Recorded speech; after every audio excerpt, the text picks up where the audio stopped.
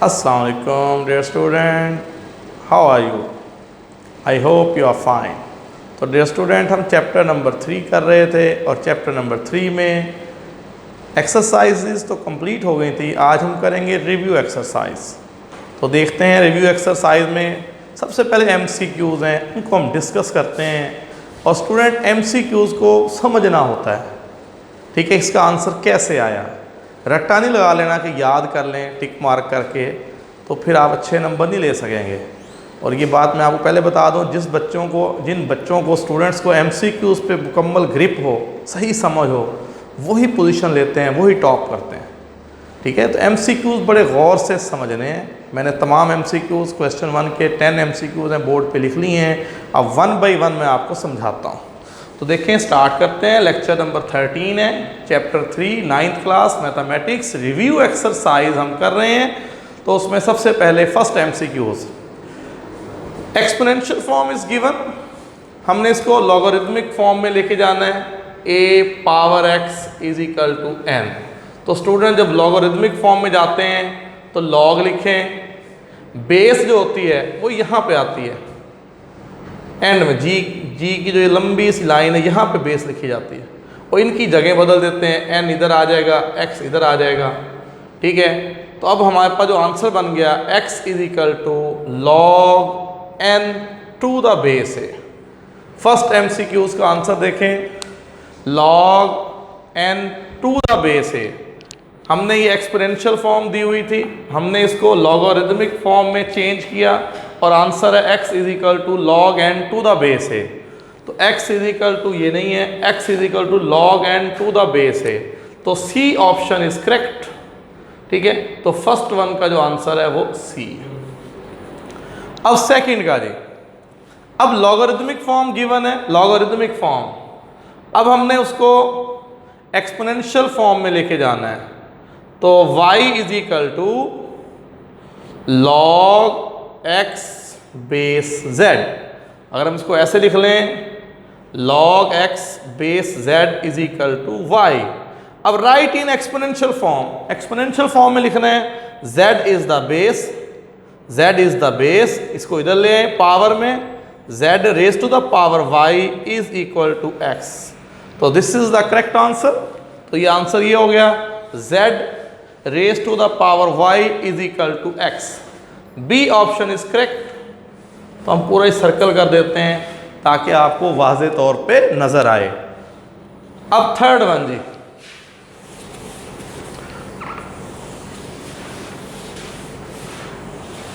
तो student third MCQs देखें। इसमें logarithm of unity to any base, logarithm of unity to any base is, unity कहते हैं 1 को, 1 का लॉगरिथम लेना है कोई भी बेस हो। तो हम इसको ऐसे देखें, आपको पता है इस बात का, a पावर 0, किसी नंबर की पावर 0 हो द आंसर इज 1, आपको याद होगा। अब इसको लॉगरिथमिक फॉर्म में लिखें, लॉग बेस a यहाँ आएगी, 1 इधर शिफ्ट करें, इधर 0। हाँ जी, अब आप गौर करें, ये क्या बन गया, ये बन गया लॉगरिथम ऑफ यूनिटी। यूनिटी 1 को यूनिटी कहते हैं, यूनिटी का log to any base, A journal base है, कोई भी हो सकती है, 2 हो, 5 हो, 10 हो, एनी बेस, आंसर इज 0। तो यूनिटी का लॉग क्या होता है, 0। यूनिटी का लॉग क्या होता है, 0। तो D option is correct, the answer is 0। अब इसी तरह से logarithm of any number to itself as base, to itself as a base, किसी भी नंबर का लॉग और वही उसकी बेस हो। जैसे आपने लॉग लेना है 5 का, बेस भी 5 हो, लॉग लेना है 10 का, बेस भी 10 हो, लॉग लेना है a का, बेस भी a हो, वही बेस हो। तो स्टूडेंट्स ये देखें, इसके लिए भी मैं आपको एक तरीका बता रहा हूं। तो इस देखें, आपको पता है a की power 1, the answer is a। जैसे पिछले MCQ में किया था, a की पावर 0, a की पावर 0 हो तो आंसर इज 1, a की power 1, the answer is a। 1 power लिखी नहीं जाती, आंसर इज a। अब इसको लॉगरिथमिक फॉर्म में लेके जाएं, लॉग ये वाला a यहाँ पे आएगा बेस, इसको इधर लेके आए और 1 इधर आ जाएगा। अब क्या बन गया, ये logarithm of a number a itself as base, वही बेस है। जिस नंबर का लॉग लेना है वही नंबर बेस में है, कि दोनों सिमिलर हैं, तो जब ये दोनों सिमिलर होंगे the answer is 1, the answer is 1। इसको मजीद में अगर ऐसे लिख लूं, जैसे log 2 base 2 answer is 1, log 5 base 5 answer is 1, log 10 base 10 the answer is 1। फिर जिस नंबर का log लेना है और वही बेस हो तो उसका आंसर क्या आता है 1। ये हमने इस तरह से प्रूव भी कर लिया, तो इसका आंसर है 1। फोर्थ का आंसर क्या है 1। अब MCQs नंबर 5 पे आते हैं। MCQs 5 देखें।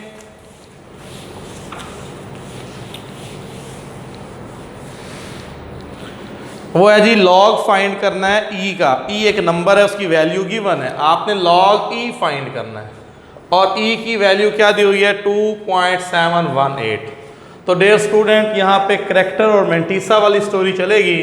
तो करैक्टर यहाँ पे 0 है, एक नॉन जीरो डिजिट के बाद हैट लगाएं, point hat same position, the character is 0। फिर आप 27 को 1 में देखें 8 के डिफरेंस में, 27 को 1 में देखें 8 के डिफरेंस में देखें, तो जब आप देख लेंगे मेंटिसा लॉग टेबल से तो 4343 आएगा। बाकी तो सारे इररिलेवेंट ऑप्शंस हैं, इसमें एक ही ऑप्शन सही था 0.4343। The correct answer is 0.4343।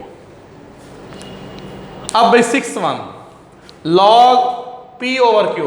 तो डियर स्टूडेंट ये हमारे पास सेकंड लॉ ऑफ लॉगरिथम है, तो डिवाइड है, क्वोशंट फॉर्म है, ठीक है। तो log p ओवर q, तो इसमें जब दोनों पे log अप्लाई करेंगे तो बीच में क्या आएगा माइनस, तो इसका आंसर है a, log p minus log q। अच्छा जी नेक्स्ट वन देखें, ये भी उसी का 6 का रिवर्स है, 6 को ही उल्ट करके लिख दिया गया। अब log p minus log q दिया हुआ है, सिंगल लॉगरिथम में लेके जाना है, बीच में माइनस है, तो सेकंड लॉ ऑफ लॉगरिथम को ही अप्लाई करेंगे। तो जब सिंगल लॉग करेंगे एक लॉग, तो p ओवर q, माइनस है तो डिवाइड फॉर्म में लिखेंगे, तो q ओवर p नहीं, पहले p बाद में q आना है, ये भी नहीं ये भी नहीं, तो इसका आंसर है d। ये 6 और 7 एक जैसे MCQs थे, ठीक है, एक दूसरे के उलट थे। 6 और 7 सेम थे। और 8 तो बहुत ही आसान है, हमने थर्ड लॉ पढ़ा था, m log m power n can be written as m की पावर n है, ठीक है। तो हमने पढ़ा हुआ है पावर कम्स फर्स्ट, तो n पहले आ जाएगा, n log m, the answer is C। ये तो लॉज ऑफ लॉगरिथम हमने ना अप्लाई कर लिए।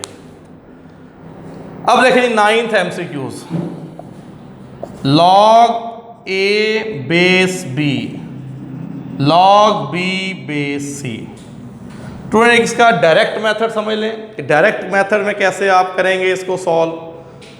पहले इसको पूरा ही करवा देता हूँ। तो ये हो गया log a over log b, fourth law लगा के, और ये log b over log c, ठीक है जी। फिर log b से log b कैंसिल, फिर अब इसको सम अप करेंगे ना, तो log a over log c, fourth law से जब इसको सिंगल करेंगे तो log a base c, log a base c। तो आंसर क्या होगा इसका log a बेस c। अच्छा बिना सॉल्व किए कैसे पता चलेगा, सॉल्व ना करें ऐसे ही आंसर बता दें, तो फिर आप यहाँ देखें, ये b है ये b है, b से b कैंसिल कर दें, ये नीचे है ये ऊपर है, b से b कट गया, log 1 करें a और ये c।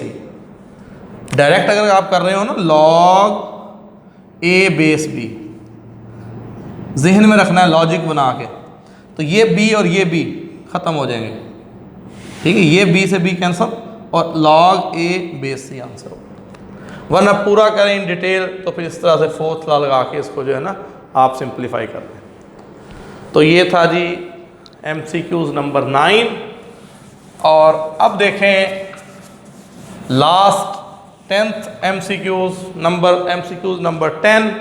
इस पे भी फोर्थ लॉ लगाएंगे, तो इसकी भी ट्रिक सीख लें फोर्थ लॉ से।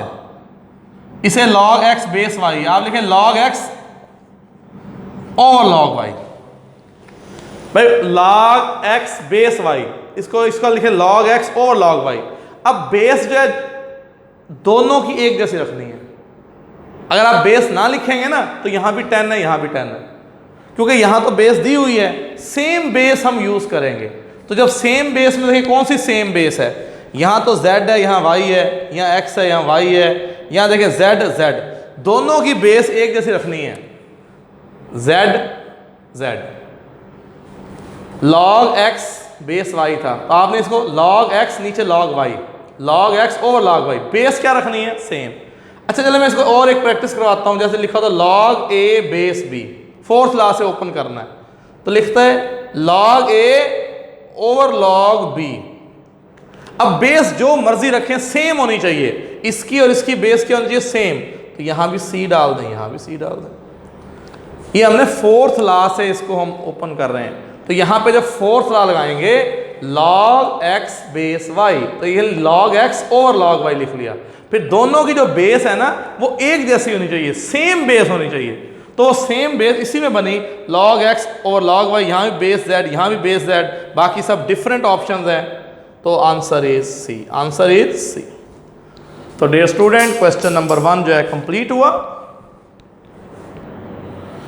तो स्टूडेंट अब क्वेश्चन नंबर 2 की बारी है, फिर इन द ब्लैंक्स हैं, कंप्लीट द फॉलोइंग, बहुत ही आसान है। For common logarithm the base is 10, भाई कॉमन लॉग की बेस होती है 10 और नेचुरल लॉग की बेस क्या होती है e, पता ही होगा आप लोगों को।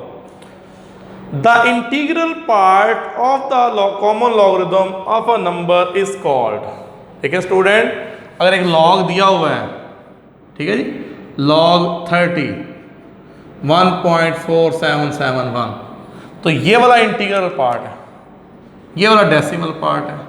इंटीग्रल पार्ट को कैरेक्टरिस्टिक्स कहते हैं और डेसिमल पार्ट को मैंटीसा कहते हैं। तो यहाँ पे यही बात, integral part of the common logarithm of a number is called characteristics, और ऐसे ही the decimal part of the common logarithm of a number is called mantissa. जो डेसिमल पार्ट है उसे क्या बोलेंगे, मैंटीसा। फिर if x is equal to log y then y is called, तो y इज कॉल्ड, log उधर ले देंगे, anti log of x, y is called anti log of x। देखा ना, यहां से log इधर जाएगा जब एंटी लॉग बन जाएगा, एंटी लॉग x का y की इक्वल हो जाएगा। If the characteristics of the logarithm of a number is -2, characteristics -2 है, the number will have dash zeros immediately after the decimal point। तो स्टूडेंट्स यहाँ पे देखें, अगर हमने ये डेफिनेशंस पढ़ी हुई हैं, अगर पॉइंट के बाद कोई जीरो नहीं है,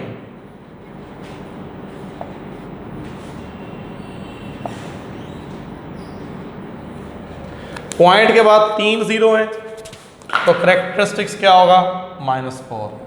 पॉइंट के बाद 2 जीरो हैं, एक ऐड करके करेक्टरिस्टिक्स क्या होगा, -6।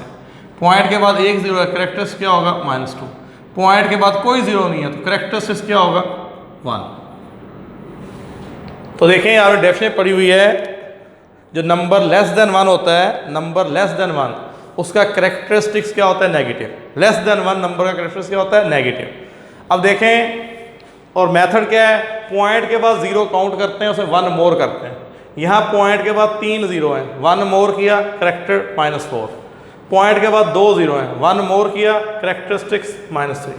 पॉइंट के बाद 1 जीरो है, 1 ऐड किया, -2। तो जब -2 करेक्टरिस्टिक्स होता है तो पॉइंट के बाद कितने जीरो हैं, 1। तो if the characteristics of the logarithm of a number is -2, that number will have dash zeros immediately after the decimal point. 1 0 immediately after the decimal point.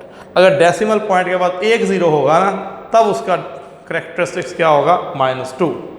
इस तरह आखिर देखें, if the characteristics of the logarithm of a number is +1, character +1 है, the number will have dash digits in its integral part. तो यहां देख लें, integral part में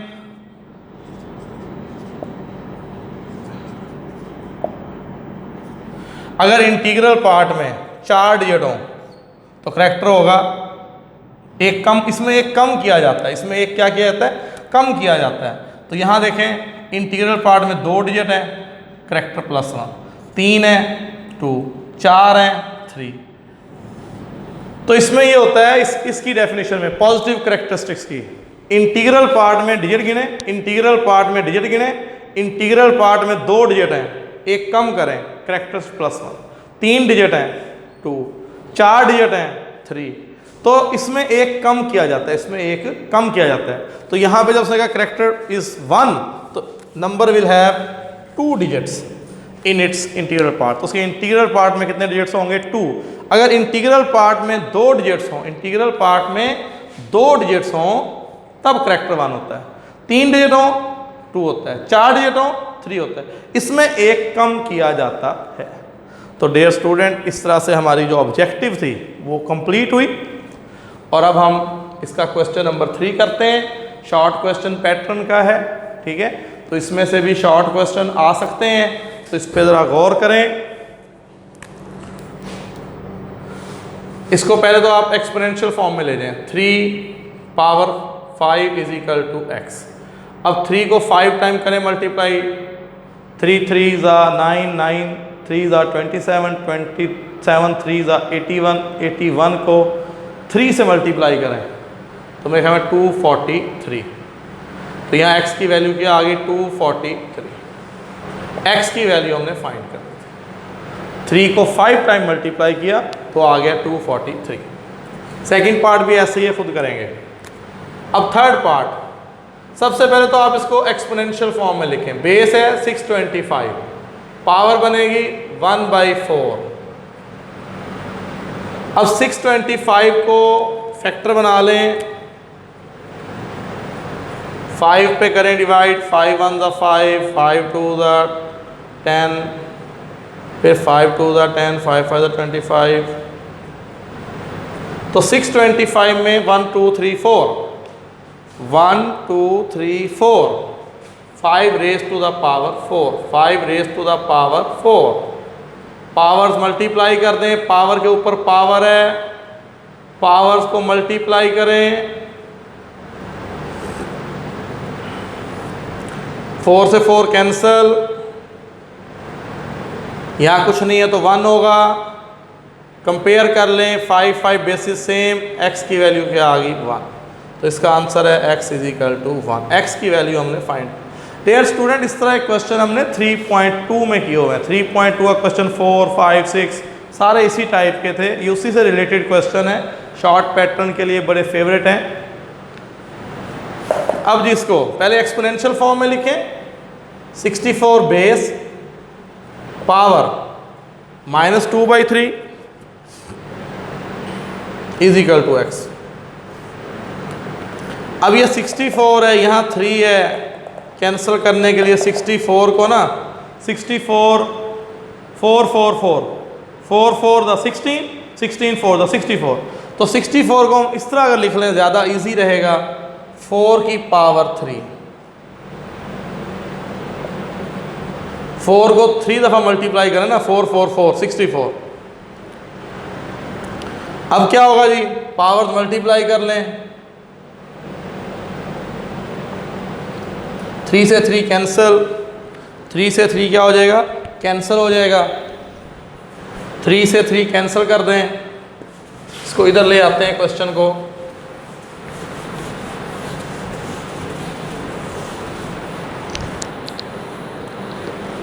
थ्री से 3 कैंसिल कर दें तो ये 3 से 3 कैंसिल, 4 की पावर -2, फिर -2 पावर नीचे ले आए, +2, नीचे शिफ्ट किया +2, तो 4 का स्क्वायर 60, तो ये वैल्यू आ गई 1/60। अच्छा, इस क्वेश्चन को इस तरह भी कर सकते थे, अल्टरनेट वे देखें जी, जैसे हमने यहाँ से लिखा था ना, इसको दोनों मेथड देख लें। log x बेस 64, इधर -2/3। एक्सपोनेंशियल फॉर्म में लिखें जी, 64 बेस -2/3 पावर, ये उसका अल्टरनेट करवा रहा हूँ, 2 तरीके। हाँ जी, 64 को ना आप ऐसे लिख लें जी, 64 को 2 पे करें ना, वो आपको याद ना रहे, 4 की पावर 3 होता है, तो आप सिंपल वे होता है 2 से डिवाइड करते जाएं, फैक्टराइजेशन करते जाएं।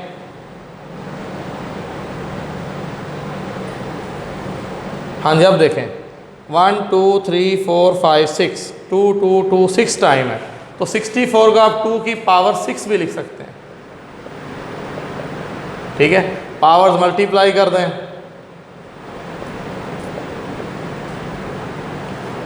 अब ये 3 2 द 6, 3 2 द 6, अब ये -4 डिनोमिनेटर में ले जाएं, 2 की पावर +4, और 2 की पावर 4 क्या होता है 16।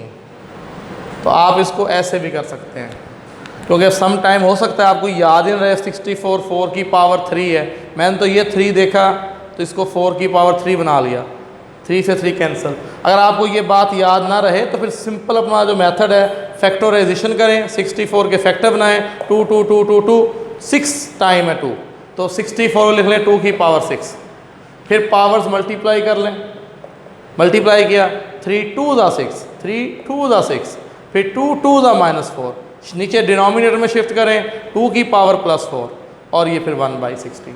तो ये उसका मुतबादिल था, ऐसे भी कर लें ऐसे भी कर लें, जो आपको आसान लगे उस तरीके से आप इस क्वेश्चन को सॉल्व कर लें।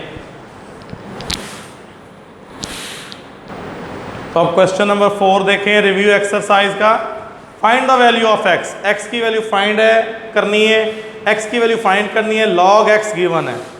तो स्टूडेंट जब लॉग एक्स गिवन हो और एक्स फाइंड करना हो तो एंटी लॉग लिया जाता है, ये एंटी लॉगरिथम के क्वेश्चन है, और फिर हमारे पास एक्स की वैल्यू आएगी। तो फर्स्ट पार्ट में देखें जी, एक्स फाइंड करना है, लॉग उधर शिफ्ट करें, एंटी लॉग 4 5 4 3। हाँ, जब आप एंटी लॉग देखेंगे ना तो ये बात याद रखनी है, एंटी लॉग में पॉइंट के बाद 45 0.45 को 4 में 3 के डिफरेंस में, तो जब 0.45 को 4 में 3 के डिफरेंस में देखेंगे एंटी लॉग का टेबल, एंटी लॉग के टेबल में, ठीक है, 0.45 को 4 में 3 के डिफरेंस में, तो हमारे पास आएगा 2846, प्लस कर लेंगे दोनों को।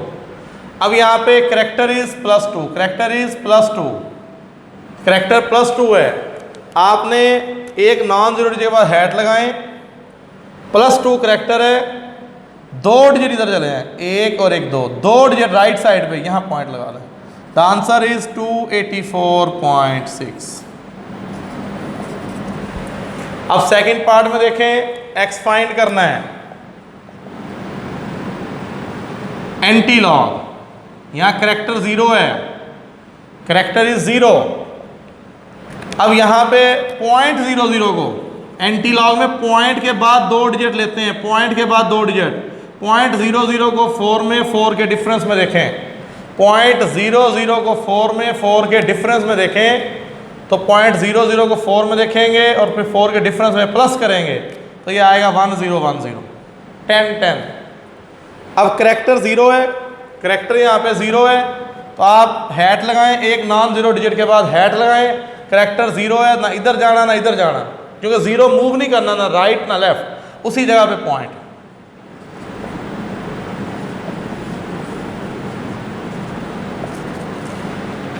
इसमें एक पार्ट छोड़ा है, इसी तरह वो आप करेंगे। लास्ट पार्ट देखें, एक्स की वैल्यू फाइंड करनी है, एंटी लॉग लें, लॉगरिथम गिवन है, एंटी लॉग लेके सॉल्व करेंगे। हाँ जी स्टूडेंट्स, अब देखें 0.62 को 3 में देख रहे हैं और 8 के डिफरेंस में, 0.62 को 3 में 8 के डिफरेंस में सम अप करेंगे तो आएगा 4206, 4206। तो डियर स्टूडेंट यहाँ पे करेक्टर इज -1, करेक्टर इज, अब एक नॉन जीरो डिजिट के बाद हैट लगा लिया, ये हैट, अब -1 करेक्टर है, जब माइनस हो तो लेफ्ट साइड पे जाते हैं, लेफ्ट साइड पे, प्लस हो तो राइट साइड पे, करेक्टर प्लस हो तो राइट साइड पे जाते हैं पॉइंट लगाने के लिए। अब करेक्टर -1 है तो लेफ्ट साइड पे जाना है, आप यहाँ पे पॉइंट लगाएंगे, एक डिजिट इधर चलेगी, यहाँ पॉइंट, तो फिर आपका आंसर आ गया 4206। तो डियर स्टूडेंट, इस एक्सरसाइज का क्वेश्चन 5 मैंने आपको 3.3 एक्सरसाइज के साथ करवाया था, और इस एक्सरसाइज का क्वेश्चन नंबर 6 वो मैंने 3.4 में करवा दिया था। लास्ट 2 क्वेश्चन पहले से हो चुके हैं, ठीक है। अब ये हमारी जो चैप्टर 3 था मुकम्मल तौर पे ख़त्म हो गया, लेकिन नेक्स्ट लेक्चर में इस चैप्टर की कुछ एग्जाम्पल्स मुश्किल हैं, तो जो हमारा अगला लेक्चर होगा उसमें मैं इसकी एग्जाम्पल्स ऑफ चैप्टर 3 जो क्रिटिकल एग्जाम्पल्स हैं 2-3 वो मैं अगले लेक्चर में करवाऊंगा एग्जाम्पल्स, और फिर हमारा चैप्टर ये मुकम्मल तौर पे ख़त्म हो जाएगा। तो आज हमारी रिव्यू एक्सरसाइज भी कंप्लीट हो गई। उम्मीद है आपको बात समझ आ गई होगी। अगर कोई मसला हो तो आप व्हाट्सएप पे मैसेज किया करें, ठीक है, कॉल करके बता दिया करें, वॉइस मैसेज कर दिया करें, तो शेयर ज़रूर किया करें अगर कोई भी प्रॉब्लम हो। Thank you very much.